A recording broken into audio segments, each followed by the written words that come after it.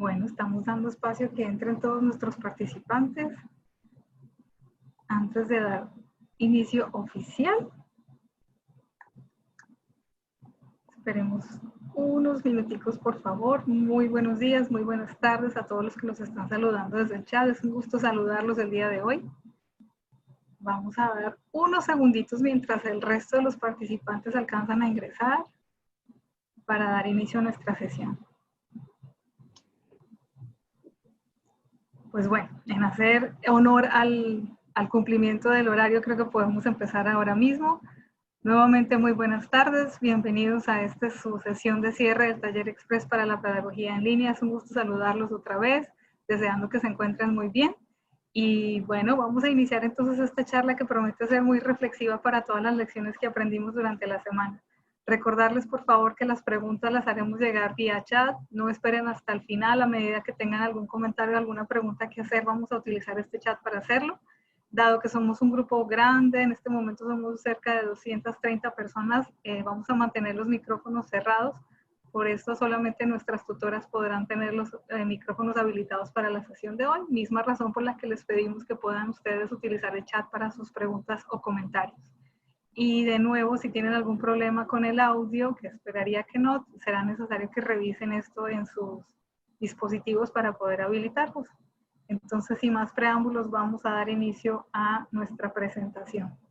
Antes de empezar, quiero invitarlos, por favor, así como lo hicimos en nuestra sesión anterior, de que podamos ingresar a la página menti.com. Para quienes nos acompañaron en la sesión del webinar de la semana anterior, seguramente ustedes ya conocen cuál es esta metodología.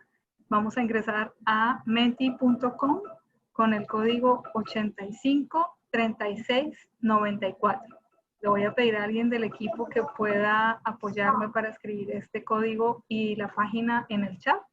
Y ahí vamos a utilizar ese espacio para responder a la pregunta, ¿cuáles son las 3 cosas más importantes que te llevas del taller?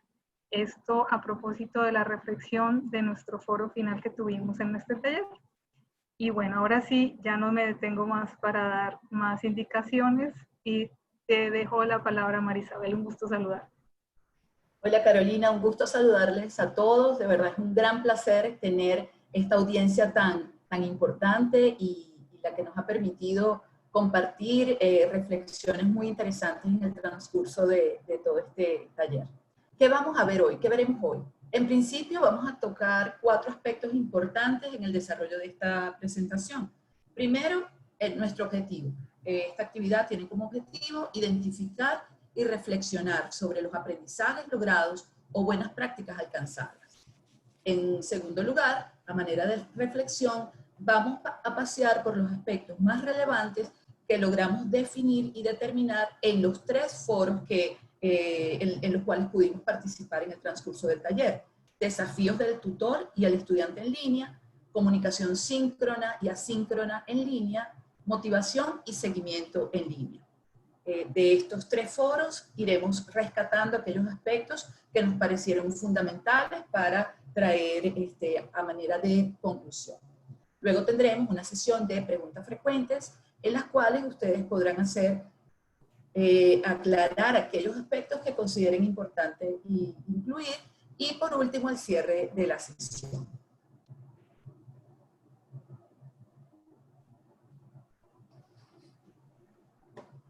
En cuanto al primer aspecto, al primer foro que estaba relacionado con los desafíos del tutor y del estudiante en línea, fueron muy importantes los aportes que todos ustedes hicieron.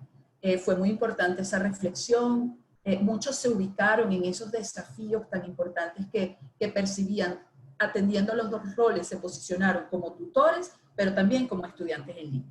En este momento yo voy a hacer referencia solo a las habilidades que son necesarias desarrollar en los estudiantes en línea.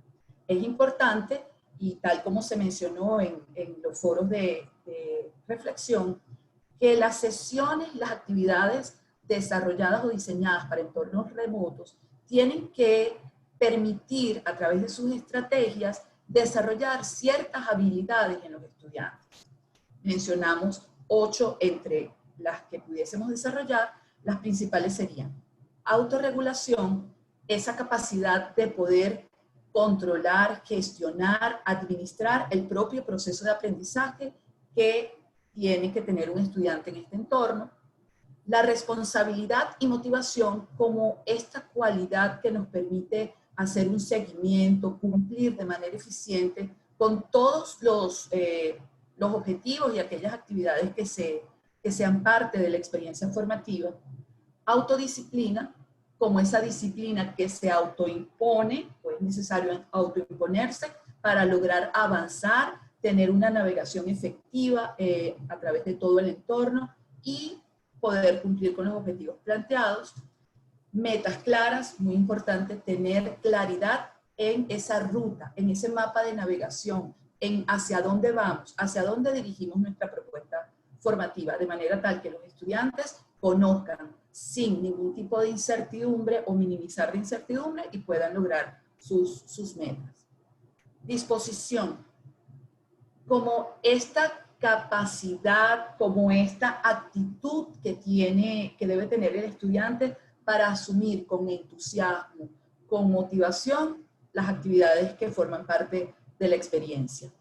Estrategias metacognitivas, como esa capacidad para reflexionar que tienen nuestros estudiantes o que debemos tener también como estudiantes, de pensar, reflexionar acerca de nuestros propios procesos de formación.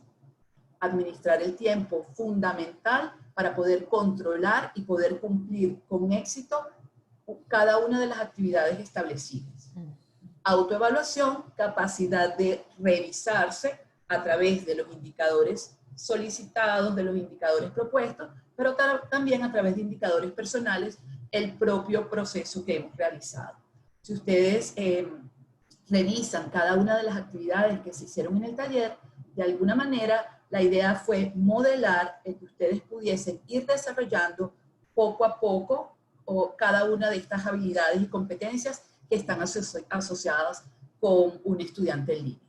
Entonces, es muy importante que en el momento, como conclusión, de poder desarrollar una estrategia que implique un entorno remoto, considerar este tipo de acciones. Hola, buenos días y buenas tardes para algunos. Seguimos hablando sobre el foro 1, pero en este caso vamos a referirnos al rol del tutor dentro de un curso virtual. Hay muchas características que tiene el tutor en línea, pero vamos a mencionar las más importantes, aquellas que ustedes resaltaron. Por ejemplo, el tutor es un orientador social, académico, que realiza un proceso de retroalimentación académica durante todo el transcurso del curso. También facilita y mantiene la motivación de los usuarios, de los estudiantes, reforzando los procesos de aprendizaje.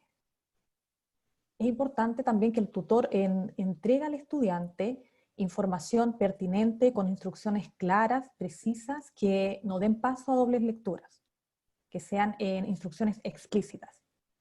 También para poder fomentar el aprendizaje colaborativo entre los alumnos, es importante que el tutor genere una cercanía y rompa la barrera de la virtualidad, usando también un lenguaje que sea respetuoso y cercano, entendible para todos los actores de este proceso educativo.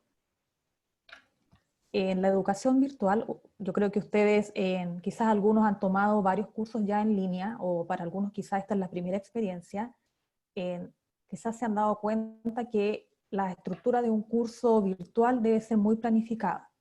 Acá no hay un paso para improvisar contenidos y tampoco para improvisar instrucciones. Todo tiene que estar bien planificado desde el diseño del curso. Por lo tanto, es importante que tanto las actividades, las evaluaciones, los contenidos estén alineados con los objetivos del curso. Y creo que esto es muy importante.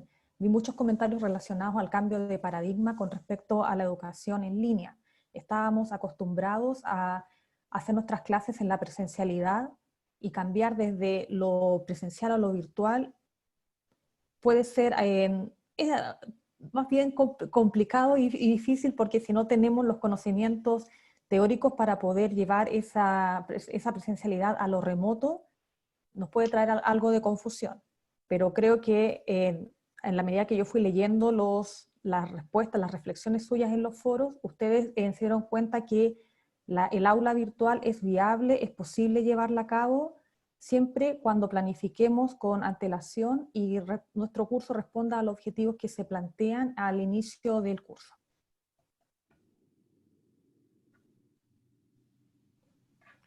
Bueno, muchas gracias María José. Buenas tardes a todos. Me gustaría compartir con ustedes ahora algunas de las cuestiones que hemos trabajado en el módulo 2, donde avanzamos sobre la comunicación síncrona y asíncrona en línea. En primer lugar, una de las principales conclusiones a las que arribamos en los distintos grupos es que lo asíncrono no es un plan B. Lo asíncrono tiene un valor en sí mismo. Nos permite reflexionar, pensar, revisar y retroalimentar de un modo más detenido, en un tiempo que se adapte mejor a los requerimientos de cada estudiante. En segundo lugar, también es importante remarcar que la empatía no solo se genera a través de comunicaciones sincrónicas. Muchas veces creemos que porque lo sincrónico nos permite esta sensación de inmediatez, de cercanía, es el único medio para lograrlo. Y a través de los distintos recursos que hemos ido trabajando y de las distintas actividades que hemos ido desarrollando, también pudimos ver que lo asincrónico nos permite lograr esa misma cercanía, esa misma empatía, digamos, no la misma, pero nos permite llegar a ese resultado final. Por otra parte, también hemos avanzado conjuntamente a pensar que lo sincrónico y lo asincrónico no son excluyentes, sino más bien todo lo contrario, son opciones complementarias. Debe haber continuidad entre una y la otra. Es más, para preparar un evento sincrónico es necesario muchas veces, y es productivo y es beneficioso, realizar otras comunicaciones asincrónicas que permitan prepararlo de una manera más completa y más acabada. Por otra parte, también hemos avanzado en decir que no existe una única receta para decidir el balance acerca de estos dos elementos. Y aquí apelamos al modelo del sándwich que hablábamos en la otra sesión anterior con Carolina y con Estela, donde ellas nos comentaban acerca de la idea de pensar un curso con módulos como distintos sándwiches a armar, donde el pan es lo asincrónico y el relleno del sándwich es lo sincrónico. Entonces, cada módulo debe componerse con un balance de estos elementos que no necesariamente debe ser igual para todos. La cuestión está en definir qué va en cada uno de ellos. Y debemos hacerlo de un modo planificado. Lo que no correspondería hacer es improvisar en este sentido. Esta planificación tiene que tener en cuenta qué herramientas tecnológicas tenemos a disposición, quiénes son nuestros alumnos, sus edades, su nivel de autonomía, y finalmente, y no por ello menos central, tenemos que tener en cuenta nuestro curso, el contenido, nuestros objetivos, los recursos, las actividades que queremos incorporar en cada una de ellas. Bueno, muchas gracias. Hola, buenas tardes, buenos días a todos y todas. Voy a continuar con la presentación de estas reflexiones que hemos desarrollado como parte del foro número 2. Nos preguntábamos en relación con la comunicación sincrónica y asincrónica, ¿qué debemos tener en cuenta al momento de organizarlas? Y aquí le mostramos una imagen que de alguna forma representa lo que hemos querido que sea uno de los mensajes centrales del curso. Y es esta cuestión de no poner el carro delante del caballo. No sé si ustedes en sus países, en sus lugares usen este refrán. Aquí lo usamos bastante para referirnos a esta cuestión de invertir el orden de las prioridades. ¿Cuál es la prioridad? Bueno, la prioridad son nuestros objetivos pedagógicos, nuestra estrategia pedagógica. Y las herramientas que tengamos a disposición tienen que ser aquello que esté al servicio de nuestros objetivos. ¿Por qué hacemos este comentario? Bueno, porque, por ejemplo, el uso de la herramienta del Mentimeter en el último foro dejó a muchos de ustedes muy entusiasmados y muy enganchados con la posibilidad de aplicarlo a sus propias clases, a sus propios cursos. Pero tanto esta herramienta como cualquier otra que podamos tener a disposición tienen que estar en función de nuestros objetivos y no debemos perder de lugar que ese es el norte, nuestros objetivos. Bueno, algunas cosas adicionales. Paola ya se refirió un poco a la cuestión del orden y de la planificación. Agregaría también un par de comentarios al respecto. La planificación también involucra todo lo que es los tiempos y los canales para la comunicación. En los foros se debatió bastante acerca de esta cuestión de que ser empático, que ha sido también otro de los mensajes que hemos querido transmitir con el curso, no necesariamente requiere estar todo el tiempo disponible. Hay momentos, hay canales para la interacción informal, para las consultas, para la entrega de actividades, y todo eso debe estar ordenado.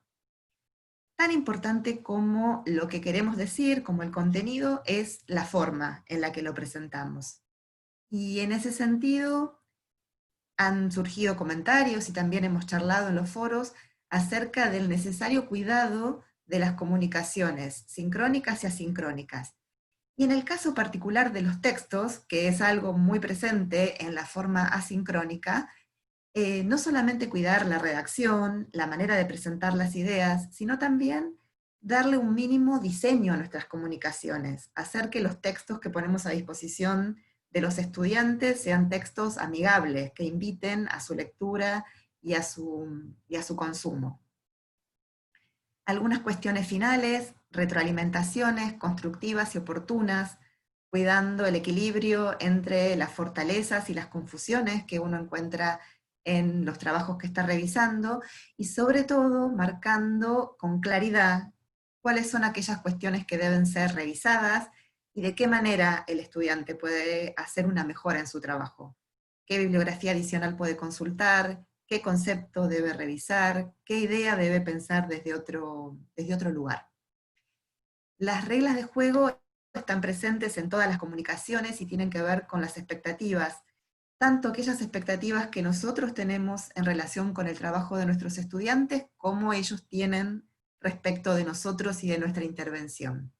Y en ese sentido, el uso de rúbricas y el uso de instrumentos que sirvan para explicitar esas expectativas son un gran aporte, porque ayudan a clarificar cuál es el rumbo en la resolución de una determinada actividad y qué es lo que estamos trabajando con un determinado contenido.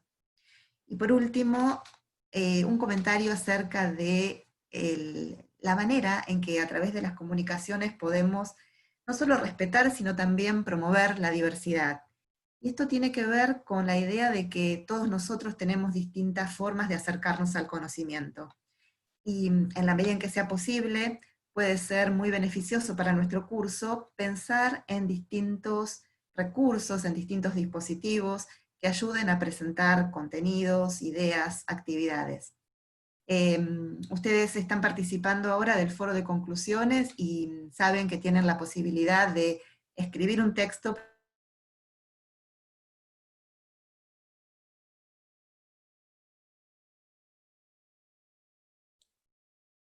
Sí.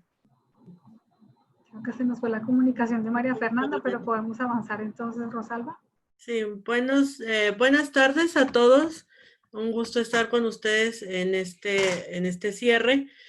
Recordando un poquito las palabras de la autora Doris Castellano, que nos dice que aprender es propio del sujeto que aprende. Es una acción, es un proceso también de participación, colaboración e interacción. Entre los grupos o de manera virtual o de manera presencial, la comunicación se hace un eje rector del aprendizaje, ya que sabemos que la educación es un proceso de socialización, en donde nos eleva nuestra capacidad, sobre todo de reflexionar, nuestra capacidad creadora para solucionar problemas, tomar decisiones. El papel protagónico del alumno es esencial dentro de esta mediación social. La comunicación es el puente que nos acerca a los estudiantes, no solo para transmitir información, sino para guiar, alentar, incluyendo aspectos socioafectivos. La comunicación aumenta el interés por permanecer dentro de los cursos o de los talleres que nosotros estemos impartiendo. Buscar materiales adecuados y atractivos, enviar mensajes oportunos para reforzar los aprendizajes, por ahí motivar en este sentido, no solamente con los contenidos, sino también ver la parte emocional. Y también nos hablaban en los foros, varios de ustedes utilizaron mucho la palabra humanizar, este proceso de comunicación a través de la enseñanza virtual, y sobre todo por estar dentro de un ambiente virtual de aprendizaje en donde estamos con las pantallas. No porque no nos veamos, no podemos estar unidos o no podemos estar comunicados, o bien tenemos que estar pensando que del otro lado de mi computadora no hay nadie que me escuche, sino que está el tutor listo para poder dar paso a este proceso de comunicación como un buen receptor. Buscar materiales atractivos, enviar mensajes oportunos en sí es una de las grandes tareas del docente. Brindar confianza, animar a los alumnos a desarrollar las tareas, son de las grandes metas que tenemos ahora en nuestra formación docente, ¿sí? Como habilidades para desarrollar. Comunicar en sí es enseñar. ¿Sí? La enseñanza y el aprendizaje se basan en el proceso de comunicación. Ahora bien, dentro del proceso de comunicación también existe la palabra motivar. Y dentro de la motivación vamos a tener algunos aspectos muy interesantes que ustedes resaltaron dentro de este foro número 3, que fue muy nutrido por algunas estrategias, tanto de comunicación con actividades asincrónicas y sincrónicas, como también volvieron a su foco o tener el enfoque hacia la motivación del alumno. Entonces, Yunen les va a hablar de un poquito de la motivación. Gracias. Hola, buenas tardes. Gracias, Rosalba. Bueno, como lo comentaba ya mi compañera, la presencia docente es fundamental para el buen recorrido de nuestros estudiantes ahora en la virtualidad.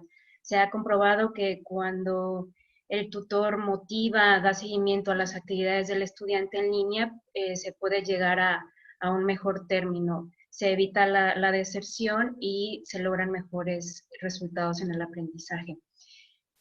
Esta motivación, este seguimiento deberá ser constante por medio de actividades sincrónicas y asincrónicas, también ya lo hablaban mis compañeras al inicio. Tiene que haber un balance entre estos dos tipos de comunicaciones. Ninguna se considera superior a la otra, sino que va en función de nuestros objetivos de aprendizaje y de las estrategias pedagógicas que empleemos en nuestra planeación. Por ahí surgió también en varios de los foros de la discusión número 3 que es importante involucrar a la familia para reforzar los logros del estudiante, sobre todo cuando hablamos de educación básica, cuando nuestras comunicaciones no son solamente con el niño o con el adolescente, sino que debemos mantener una comunicación con toda la familia, explicar cuál es el sentido de las actividades propuestas, tanto sincrónicas como asincrónicas, cuáles son nuestros objetivos de aprendizaje, a dónde queremos llegar. Recordemos que ahora trabajar en la virtualidad no debe verse como algo rápido, como, bueno, ya nos llegó la pandemia y vamos a utilizar lo virtual como un remedio a la situación, sino que debe tener un fondo, y en este sentido debemos explicar a las familias que estamos trabajando en pro de seguir el proceso de aprendizaje de sus hijos. En este sentido, también la presencia docente tiene mucho valor para el estudiante y para todo su entorno social. ¿Cuáles son nuestras recomendaciones? Bueno, dar un seguimiento puntual a nuestros estudiantes con una retroalimentación oportuna. Si ellos hacen el esfuerzo por entregar sus actividades en tiempo, también nosotros tutores debemos dar un seguimiento puntual, un seguimiento cálido, resaltar las áreas de oportunidad que tienen en sus entregas, pero también resaltar lo que han hecho bien. En la medida que ellos conozcan cuál es su posición en el camino de aprendizaje, qué es lo que han logrado, podrán caminar hacia adelante. También surgieron por ahí, por los foros, comentarios acerca de cuál es la mejor manera de establecer las actividades, cuál es el tiempo apropiado. Y esto también tiene que ver mucho con la relación que establecemos con las instituciones educativas, con los administrativos, los directores, los gestores del proceso educativo. Hay que llegar a acuerdos, hay que establecer pautas generales para que se pueda caminar hacia la virtualidad de una manera común. No es nada más tarea del tutor, sino que tiene una institución de respaldo con la cual debe dialogar para establecer las nuevas pautas. También se platicó sobre el uso de herramientas tecnológicas, de cuáles echar mano, cuáles son las mejores. Bueno, aquí también dependerá mucho de nuestro contexto. Si nuestra institución ya tiene una plataforma educativa de la cual echar mano, pues tenemos ya bastante resuelta una parte, pero también varios de ustedes hablaron de utilizar las plataformas de Google u otras herramientas de uso libre. Sin duda, todas las herramientas de las cuales podemos echar mano nos van a traer beneficios a nuestros cursos, pero también hay que limitar un poco la diversidad, porque recordemos que nuestros estudiantes tendrán que aprender a utilizar esas herramientas, y esto toma tiempo, toma esfuerzo adecuarnos a la virtualidad y sus nuevas herramientas. Muchas gracias. Muchas gracias, Yunus. Muchas gracias, tutoras, por la lista interminable que parecería, por todas las reflexiones gratas que tenemos que hacer con la participación de nuestros estudiantes. Voy ahora a detenerme para compartir la pantalla para mostrarles cuál ha sido el resultado de la pregunta que hicimos inicialmente. Si ustedes no han tenido posibilidad, los invito a que entren a la página que Keta en este momento está compartiendo en el chat. Es menti.com con el código 853694. Entonces, permítanme un segundito, vamos a compartir ahora los resultados de esa presentación, a ver qué tenemos que ver. Vamos un segundo. Y por aquí debe estar.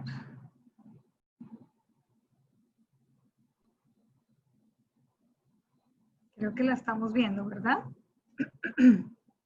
Bueno, todavía tenemos poquitos participantes, 146 de los que todos tenemos conectados. Así que si no lo han hecho, les estamos invitando para que ahora mismo puedan responder a esta pregunta. Las 3 cosas más importantes que te llevas del taller. Y las palabras más grandes fueron las que más se escribieron durante esta interacción. Sin duda el tema de la comunicación, que lo comentamos también junto con Rosalba y Yunuen, y la importancia de esta en nuestras aulas virtuales. El tema de la comunicación, que sin duda es algo que no podemos perder de vista, incluso en ambientes virtuales, y lo que buscamos es el tema de la humanización, como muchos de ustedes ya lo comentan, y como también Fernanda lo comentó también en su intervención.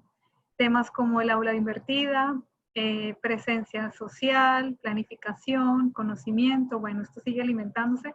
No fue sino que dijéramos, faltan que ingresen para participar para que rápidamente empiece a subir el número. Fíjense que ya vamos en 175, buenísimo. Vamos a ver si terminamos aquí de completar toda la intervención de todos ustedes. Mientras tanto, vuelvo de nuevo a compartir la pantalla de la presentación, esta vez para nuestra sesión de preguntas y respuestas. Sería muy grato poder escuchar de ustedes sus comentarios, sus preguntas, como siempre por el chat. Esta presentación va a quedar también para ustedes junto con el resultado de la nube de palabra que estamos elaborando ahora mismo, así que no se preocupen, después quedará colgada en nuestro espacio para que la puedan tener. Y bueno, ya logramos llegar a 186 respuestas. Muy bien. Vuelvo entonces a la presentación para que continuemos desde ahí. La podemos ver todas, ¿verdad?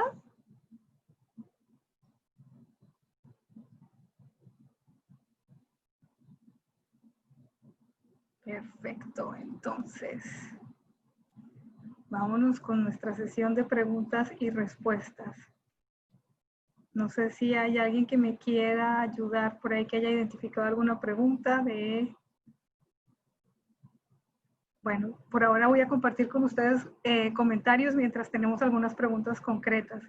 Zaida Padilla dice, me llevo de este taller motivación, comunicación y la presencia humanizada de cada uno de los actores. De acuerdo, parece que es una constante que se repite en cada una de nuestras intervenciones. Preguntan sobre la herramienta que usamos para utilizar esto. La herramienta se llama mentimeter.com. Ahí tienen una serie de opciones para poder ustedes compartir y probar diferentes maneras. Estas son simplemente una de ellas. Recordarán que la semana pasada también hicimos una dinámica de interacción muy similar a esta, en la que hacíamos interacciones permanentes con nuestros participantes, entonces vale la pena también que la puedan probar. Aquí hay una pregunta que nos hace Yuslaim Albarrán y dice, ¿qué podemos hacer para que la familia no se sienta abrumada por la nueva forma de trabajo? Y esta pregunta se la pasaría a Marisabel, si nos puedes ayudar a responderla, Marisabel. Sí. Esta pregunta es muy importante porque también en el transcurso del taller, de alguna manera manifestaron esa sensación en algunos casos que se sentían abrumados por tantos correos, tanta información. Y esto también ocurre en las familias, en las casas y todo el entorno que apoya el proceso formativo. Sin duda que yo diría como una de las principales habilidades que tenemos que desarrollar es el poder planificar, el poder incorporar en un cronograma de actividades todo lo que tenga que ver con este proceso formativo formal, pero también combinarlo con actividades informales que inviten al descanso, inviten al esparcimiento y a compartir en familia experiencias asociadas con el proceso de aprendizaje que se tiene que ver. Es muy importante que esta presencia social que se requiere sea compartida y que sean objetivos comunes, no solo para el estudiante, sino para todo el núcleo familiar, porque sin lugar a dudas es fundamental para poder apoyar y contribuir al logro de todos los objetivos. Carolina, ¿podría agregar algo en esta respuesta? Adelante, Fernanda. Bueno, me gustaría también hacer hincapié en el tema de las instrucciones, los lineamientos, las indicaciones que uno da para el desarrollo de las distintas actividades. Muchas veces es más complejo de lo que uno supone, y a las familias en algunos casos nos genera frustración, porque yo también tengo en mi hogar estudiantes en línea a quienes tengo que acompañar, cuando las instrucciones no son claras. No son claras en términos de plazos o en términos de qué es lo que se requiere que el estudiante realice, o incluso muchas veces no se entiende por qué se requiere que el estudiante realice alguna actividad concreta. Entonces, la precisión y la puntillosidad, como se suele decir en la escritura, son dos elementos que ayudarían mucho para facilitar o para que haya un poco menos de carga en las familias, así como también explicitar o poder transmitir cuál es el sentido que tiene que hagan determinada acción. Por ejemplo, cuál es el sentido de que un estudiante se prepare para una sesión en vivo de determinada manera. Todas esas cuestiones me parece que ayudan también a que las familias puedan no tener tanta sobrecarga. Gracias. Gracias, Fernanda. Y justamente hablando del tema familiar y demás, hay otras preguntas que nos hace Marisol Salgado. Y esto ya lo habíamos comentado antes en unas ediciones anteriores, pero vale la pena tal vez que podamos reflexionar sobre esto. Le pediría a Paola que nos ayude a responder esta pregunta. Dice, ¿cómo lograr que los estudiantes se responsabilicen de sus asignaciones? En este tema puede ser varias cosas, creo yo, interpretar el tema de, o tú como padre estás persiguiendo permanentemente que hagan este cumplimiento, o por el contrario deberíamos dejar que sean totalmente autónomos? ¿Cómo sería todo este proceso, Paola? ¿Qué nos puedes comentar? Bueno, creo que en principio deberíamos pensar y mirar a nuestros estudiantes y ver de qué estudiantes estamos hablando. No es lo mismo si estamos pensando en un niño de jardín de inicial o de la enseñanza primaria, que si estamos pensando ya en un adolescente o en un estudiante de estudios superiores. En primer lugar, creo que es importante fomentar la autonomía de los estudiantes, acompañándolos con las distintas estrategias que podamos diseñar desde la misma planificación del aula. Creo que hay actividades asíncronas que les permiten a los estudiantes ir avanzando en sus propios tiempos y en sus propios ritmos, y hay otras que los convocan tal vez desde lo sincrónico. Creo que respetar y permitir a cada uno caminar a su propio paso, retroalimentándolos y orientándolos en esa misma retroalimentación acerca de cómo ser cada vez más autónomos, es una posibilidad que tenemos que considerar. Claro, me gustaría hacer un comentario sobre esto que comenta Paola. Adelante. En uno de los foros que atendí, surge el comentario de la importancia de tal vez hacer un diagnóstico previo, en donde el estudiante sienta que tiene voz y que forma parte de este proceso educativo y se le tome en cuenta para tomar decisiones sobre las actividades, tiempos de entrega, cronogramas, etc. Entonces me parece que esta también podría ser una estrategia muy buena para que ellos se involucren en su proceso y entonces avancen con mayor naturalidad. Quería agregar también un comentario. Me parece súper interesante lo que dijeron Fernanda y Junwen, ¿no? Que es exactamente una habla del diálogo. Fernanda no creo, disculpa, Paula. La parte del diálogo, cómo el diálogo es importante en este proceso de autonomía, y después menciona muy claramente Junwen la parte de la estructura, ¿no? Estos dos elementos son la verdad una parte de un triángulo que es muy discutido en la verdad las teorías de educación a distancia, que son dos elementos que ese balance entre estructura y diálogo ayudan en la autonomía. ¿Qué quiero decir? Cuando tienes alumnos que necesitan de soporte para llegar a la autonomía, porque no son autónomos por cuenta de la edad o por cuenta de su situación en términos de su proceso de aprendizaje, pues hay dos elementos para ayudar en esta autonomía. O sea, el curso va a necesitar tener más estructura, tener más detalle de instrucción, y va a haber más diálogo, o sea, más oportunidades donde el tutor o la tutora puede decir exactamente lo que tiene que hacer. Y hay un proceso ahí de maturidad que avanza a medida que estas cosas son menos necesarias. O sea, a medida que ayudas a un alumno a decidir por cuenta propia, porque ya puede, pues ahí hay puedes entonces no dar tantos detalles, no tener tanta estructura, dar tiempo donde el alumno tiene que manejar su tiempo, pero todo eso tiene que ser un proceso donde avanzas y das estas cosas en pequeñas medidas, ¿no? Y eso va dando responsabilidad y libertad junto en empoderarse de su propio proceso de aprendizaje. Gracias, Carolina, Estela. Me Adelante, gustaría, Marisol. sobre la base del comentario que Estela acaba de hacer, también en uno de los grupos se generó una discusión muy interesante relacionada precisamente con la importancia del diálogo y de la empatía que era necesaria para lograr estos fines, ¿no? Ellos planteaban que es muy importante el entender qué necesitan nuestros estudiantes, qué quieren, qué desean, cómo quieren mediar este proceso.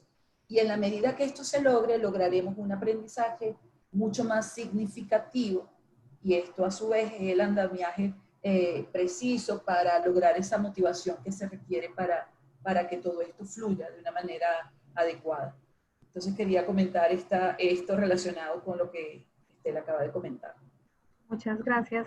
Quiero devolverme otra vez a Estela porque hay una pregunta que me parece en lo personal muy interesante por muchas cosas, pero quiero conocer también la impresión de Estela y también de las otras tutoras.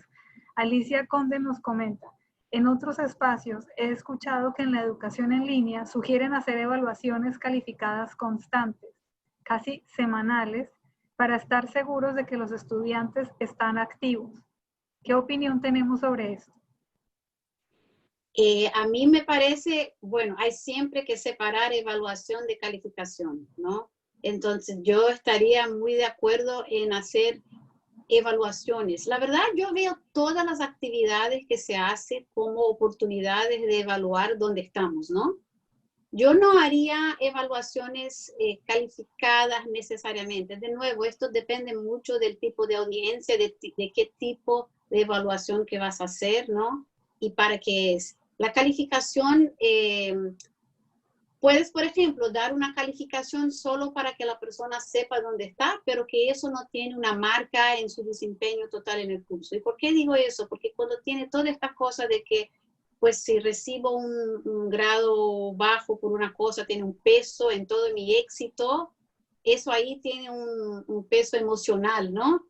Que no se quiere. Este peso emocional a veces saca el placer de aprender, porque se estás tan preocupado en conseguir un número, en alcanzar un número. Entonces yo soy una persona que no me gusta casi nada la calificación. Yo si pudiera, todo sería así.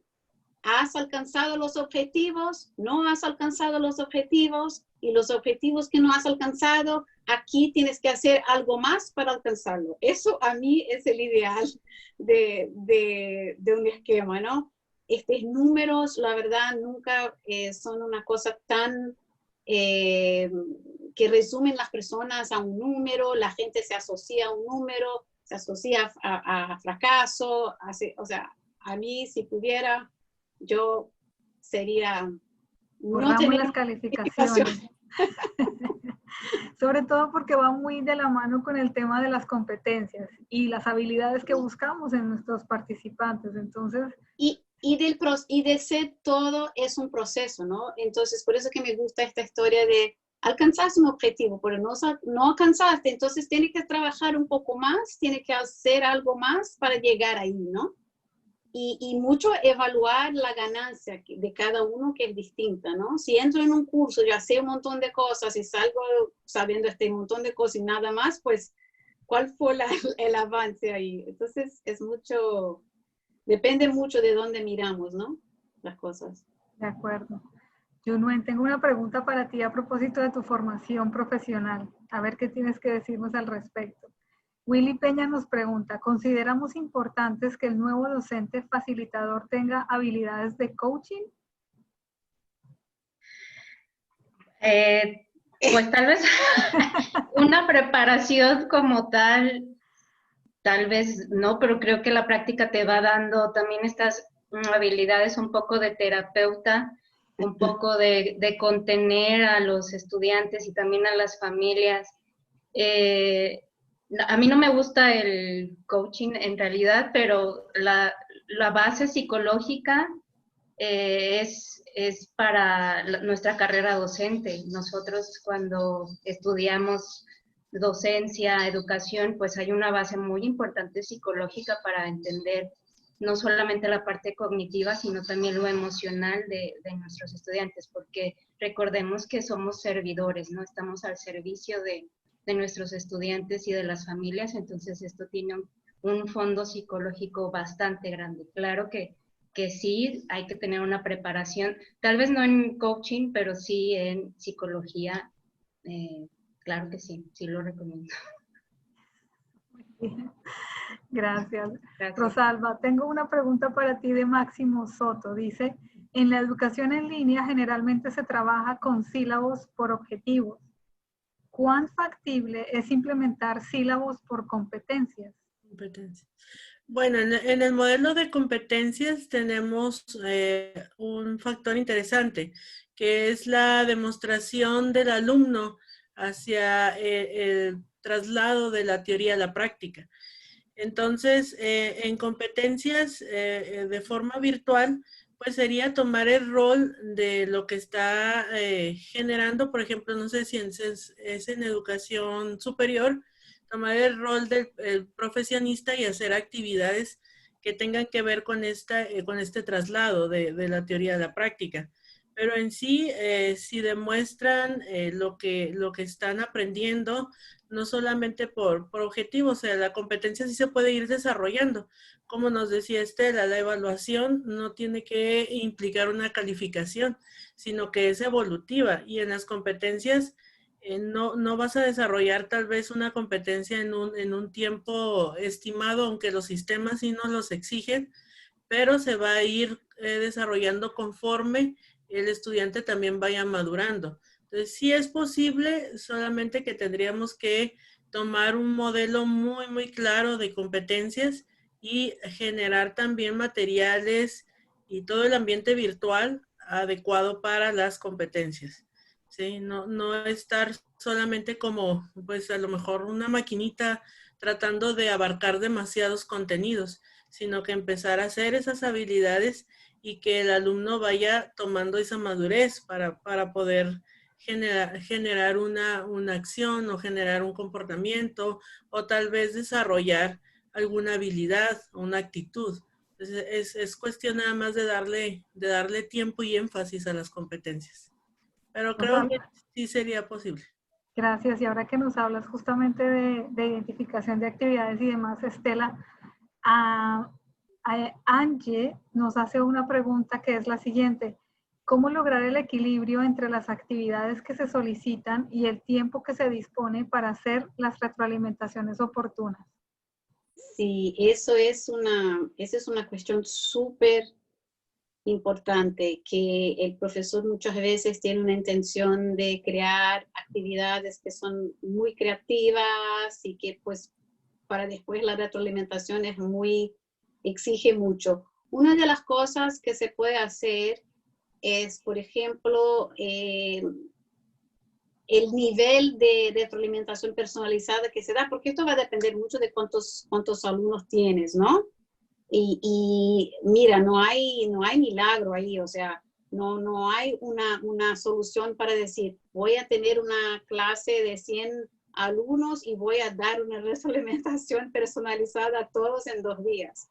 Ahora, yo diría el siguiente, vale la pena muchas veces tomar un tiempo para dar la retroalimentación que sea un poquito más detallada y simplemente decir al alumno, mira, me va a tomar algunos días para darles la retroalimentación. Entonces también hay este balance ahí de crear un espacio para que la gente sepa que va a demorar un tiempo. O la otra cosa es no hacer todas las actividades, no necesariamente todas las actividades tienen que ser intensivas en términos de retroalimentación personalizada. Puede dar varias cosas muy formativas que ayudan a la gente a producir algo y este final, pues ese es el momento donde das algo más personalizado, con más detalle. Usar rúbricas, por ejemplo, donde en la rúbrica tienes varios de los elementos de la retroalimentación. Cuando has dado un curso varias veces, vas a tener eso, el tutor empieza a crear en sí propio qué espera de la actividad y sabe ahí identificar muy rápidamente qué tipo de retroalimentación es un valor añadido para que la persona avance. También hay eso. No hay necesidad de dar opinión sobre todo si no le vas a ayudar. Veo que alguien comenta peer feedback. Eso puede ser. Yo tengo mezclas ahí de percepción con el peer feedback. Si depende del peer, ¿no? Porque hay muchas veces evaluar es difícil, y ahí vas a dar a una persona que no está formada en dar evaluación y pasarle la responsabilidad. Yo tengo yo tengo mixed feelings ahí sobre, sobre eso. Gracias, Estela. El tiempo se nos está acabando y creo que podríamos ir solamente con una pregunta más para que tengamos el tiempo después de hacer la presentación del cierre de la sesión como tal. María José, ¿nos puedes ayudar a responder esta pregunta de Willy Peña? La pregunta dice, ¿consideramos importante incluir en los currículos un taller introductorio de gestión de tiempo para apoyar a los alumnos en la autogestión? Gracias por tu pregunta. Yo creo que es importante ayudar a desarrollar a los alumnos en línea todas las habilidades blandas, como lo había comentado al comienzo Marisabel, el control del tiempo, la autorregulación, la motivación, porque está bien que el profesor, ¿no es cierto?, el docente cree materiales, diseñe materiales, evaluaciones que son motivantes para los alumnos, pero también la motivación parte desde uno mismo, la automotivación. Entonces yo creo que todos los talleres que apunten al desarrollo de habilidades blandas son efectivos y van a ayudar al alumno a seguir su curso, proseguir con su curso, poder finalizarlo, y va a permitir también que la deserción sea menor a la que se esperaba quizás al comienzo de este. Muchas gracias, María José. Bueno, avanzamos entonces con nuestra información, como le digo yo, los anuncios parroquiales que tenemos antes del cierre de nuestro evento. Estela, si quieres comentarnos algo de los siguientes programas que tenemos diseñados. Muchas gracias, Carolina. Bueno, antes de más nada, muchas gracias a todos. La verdad, esta fue la segunda edición de este taller y vemos que pues estamos ahí aprendiendo con ustedes. Las preguntas son siempre así un insumo para que entendamos las necesidades y las dudas, etcétera. Y también, como he dicho varias veces en webinars, este momento es un momento donde hay varias necesidades distintas en esta área, entonces estamos aprendiendo también de cómo tratar estas necesidades. Bueno, antes de más nada, de hablar del bootcamp de enseñanza remota que empieza el 16, quería decir algo. Ustedes van a participar del foro de cierre en sus clases, si ya no participaron, y he pedido a ustedes su testimonio. Nosotros estamos súper interesados en estos testimonios y ya vamos a empezar, quizás no ahora, pero unos días, a pedirles permiso para que usemos su testimonio para, la verdad, compartir con las personas que no saben nada de este curso, para que vean que hay valor en esta formación. Entonces, porfa, estén atentos, que quizás en una semana o 2 semanas van a recibir un pedido nuestro para que se estén bien, que vamos a compartir tu testimonio. Bueno, entonces de testimonio. El otro, bueno, a invitarles para los que no han hecho todavía participar del bootcamp de enseñanza remota, es nuestro próximo curso que empieza el 16 de junio. Las postulaciones cierran el 12 de junio. Entonces, si estás interesados, tienes ahí el enlace. Este curso, el bootcamp, es distinto del taller en el sentido que es mucho más, tiene un poco mucho más en crear tu estrategia para tu curso, ¿no? En el taller hablamos mucho de la comunicación, pero el bootcamp es mucho más una cosa de producir algo que genera la estrategia de tu curso virtual, de tu, ¿cómo es? Asignación virtual. Bueno, por la primera vez este año vamos a ofrecer un taller que la verdad ya teníamos en nuestro portfolio, pero que ahora tiene todavía más sentido, incluso para las personas que terminaron este taller, es como ahí a profundizarse en un aspecto de la comunicación que es el manejo de foros, ya que sabemos que la comunicación, la discusión asincrónica por foros es tan importante en la práctica en línea. Este taller empieza el 22 de junio y ahí tienes el enlace también si están interesados. Tendremos un webinar, y ahí ya ven el tema, no necesito decir, Ustedes, la verdad, fueron los primeros que recibieron información del modelo del sándwich, ¿no? Entonces, para ustedes ya es algo conocido, pero tendremos un webinar donde la verdad es un webinar que vamos a hablar de este modelo, pero vamos a hablar con 2 diseñadoras instruccionales